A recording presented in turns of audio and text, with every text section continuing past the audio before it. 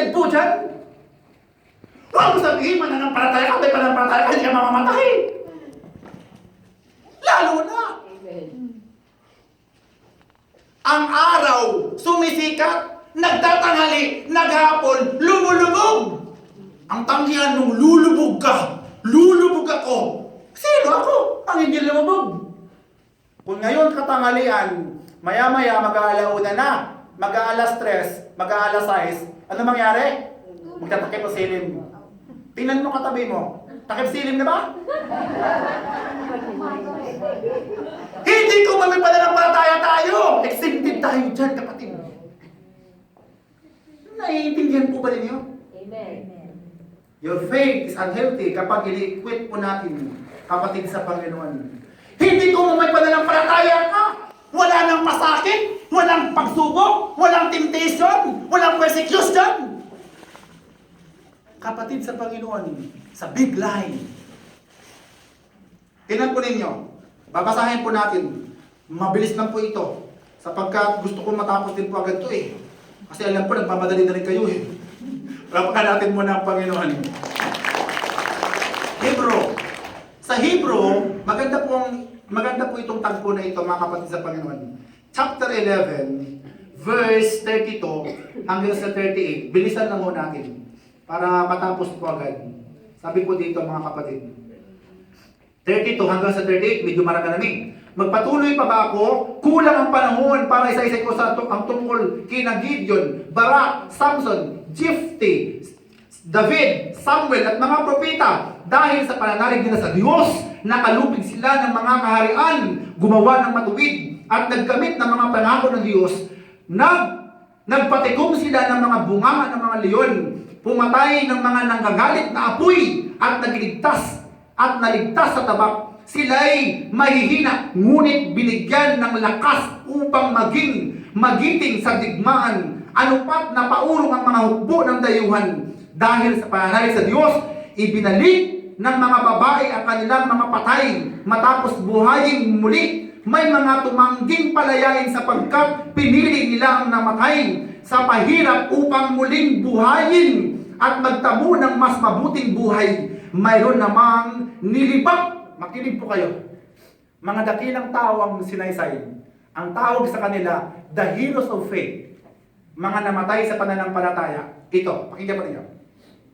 Mayroon namang nilipak, hinagupit. Mayroon ding binilanggong kapus ng talikala. Sila'y pinagbabato, nilagari ng pahati, pinatay sa tabak, mga balat ng tupat kambing ang dinagamit nila. Sila'y mga nagdarahub, aping-api, pinagmamalupitan. Narinig po ninyo? Sino mga ito? Mga martir, mga mananampalataya. Napakinggan po ninyo? Hindi ko mo mananampalataya ka, Kristiyano ka! You are exempted all of this! First 300 years, ang mga Kristiyano, ang kanilang mga anak, binabalatan, at hindi binabalatan, balat ng kambing, balat ng hayop, isinusuot sa kanila. Pinapatakbo sa gitna ng arena, at ang mga leyon, ninalapas sila. Nililitson, nilalagari pati, tinatapa, dinadaing, nilalaing sila. Ulam yata yun ah. Pati warik, hinahati, mga believers yun. Pinapakain sa mga leyon. Anong sabi po nila? Tumatang, di ba? Hindi. Instead, sinasabi po nila, come on!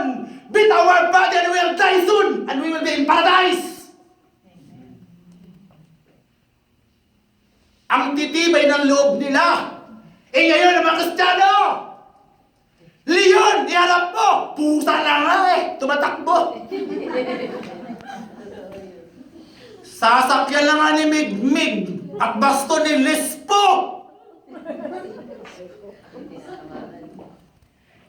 Kumakari pa sa takbo, mabilis pa sa kidlat. Makinig ko kayo. Anong pananampalatayang meron ng Kristiyano ngayon? Di ba? Sad to say, Christian today is balat sibuyas, kutis kamatis. Mukha lang, ubas, kalooban, pasas. Ang iba pa, champuy. Chumpoy ang itim naman, no? Di ba? Pamukha lang, palabas lang ang anyo po natin. Pero ang ating pananampalataya, alam mo, ang galing po natin ng mga Kristiyano ngayon sa salita.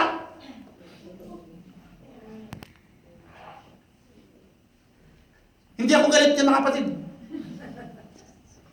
Tama o tama? Tama. Tatamaan kayo dyan. Palapakan natin muna ang Panginoon. Di ba? Hindi kung Christian ka, accepted ka dito. Kapatid, hindi kung may pananampalataya ka, accepted ka dito. You are blessed if you are accepted. Malaking bonus yan. Pero ang dumaan ka sa pagsubok, kapatid, huwag mong ituring. Higit ka, nakakahigit ka sa mga ito. Ba't mo sabihin ako pa? Eh bakit hindi ikaw? Alam nga naman ang Diyos pa. May nagsubok ka, namatayan ka, o nakasakit ka. Sabihin mo, bakit ako pa, Lord? Eh, sabihin mo, bakit? Ako pa ba? Ako na nga ito lahat, ako pa rin ba dyan? Sobra ka na yata. Uwi mo. Di ba? Tama o tama? Sumagot po kayo. Lapakan natin muna ang Panginoon. Di ba? Huwag mo sabihin may pananampalataya ka. Pwede mo sabihin na yun, na wala ka na doon. Hindi ka na-accepted doon. Alam niyo, salita lang ngayon ng mga Kristiyano. Alam niyo kung bakit marami nawala mga Kristiyano?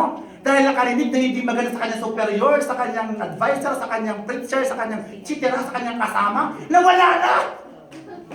Paano kaya kung leon pa yan? Diba? Diba? Hindi. Mabuti lang wala dito yun. Wala sa atin ng ganun, diba? Hindi ko naman po nila lahat ng Kristiyano. Hindi ko naman po nila lahat ganito.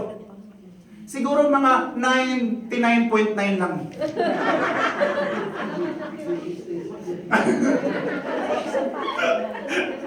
Diba? Diba? Wala sibuyas! And the last, ay salamat katapos din pala sabi nila, denial of sin. Ito ang pinakamatindi. Yung makita mo ang kasalanan ng iba, pero sinasabi mo sa sarili mo, hindi ka makasalanan mo. Alam niyo, ito nakakalungkot sa Kristiyano ngayon at mga mananampalataya. Ang silan-silan sa kasalanan ng iba, ang arte-arte sa kasalanan ng iba, pero ang kasalanan niya, iniingatan, inaalagaan, pinagbubunyi pa. How dare!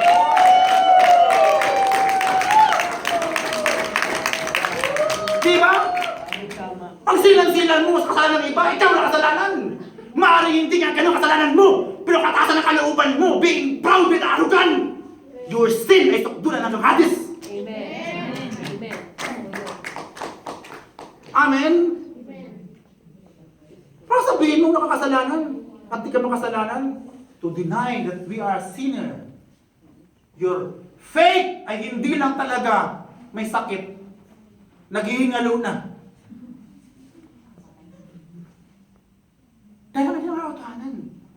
Makasalanan ka talaga eh. Makasalanan talaga ako. Sinisir ko nga ako sa mga Bible sharing. Sabi ko, ano yung pagkakaiba natin? Ang pagkakaiba ko lang preacher na siguro ako. Nakapag-necktie, nakapatas na puti, dress to kill. Best outfit ngayon. Pero, pareho lang tayo. Maruming pag-iisip ko. Marami akong palya. Marami akong palpak. Mahina din naman ako. Natutukso. Huwag kayong tumukso sa akin. Natutukso talaga ako. Natutukso. Liban na lang siguro kung maging glorified body na itong katawan ko ito. Eh baka hindi na ako matanggal ng tukso.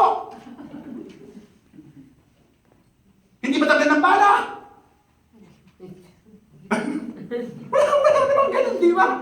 Ano yan? Ano sabi po mga kapatid sa Panginoon? Dito po sa Jeremiah. Maganda po ito sinasabi ng Jeremiah. Jeremiah, uling verse na po ito. Chapter 6, verse 13. Gahaman at sakim ang lahat, dakila, hamak, pati mga saserdote at mga propita ay mandaraya. From the last to the greatest, all of us is greedy. And Jeremiah 17:9. Ito po sabi po dito, mga kapatid sa Panginoon, sino ang makaunawa sa puso ng tao? Mandaraya at walang katulad, walang lunas ang kanyang kabulukan. To say others na sila'y kamakasalanan at ikaw hindi. You are Pharisees and scribe. Kaya nung ginagawa ang gospel, ang sabi ng Panginoon, ang walang kasalanan ang siyang bumato sa babaeng ito. Alam ng mga ito na sila'y makasalanan at sila'y babatuhin din. Sila'y mambabato, pero sila'y babatuhin din. Magbabatuhan sila, mamamatay sila doon lahat. Inisip-isip ng mga matanda, aba, kasi tayo mamatay dito, umalis na muna tayo. Lumayas! Mula sa pinakamatanda, siguro, ang may pinakamaraming kasalanan ang matanda.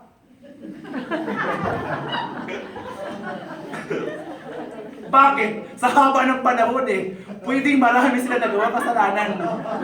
Pero hindi naman garanti. Pag bata ka, wala kang kasalanan. Isang goal pa lang kasalanan na ba Di ba? Pero yung punto, wala talaga. Dahil napagtanto sa kalooban nila, may sala sila, sablay din sila babatuhin din sila, magbabatuhan sila lahat. Kaysa tayo mamatay dito, takbo na muna tayo.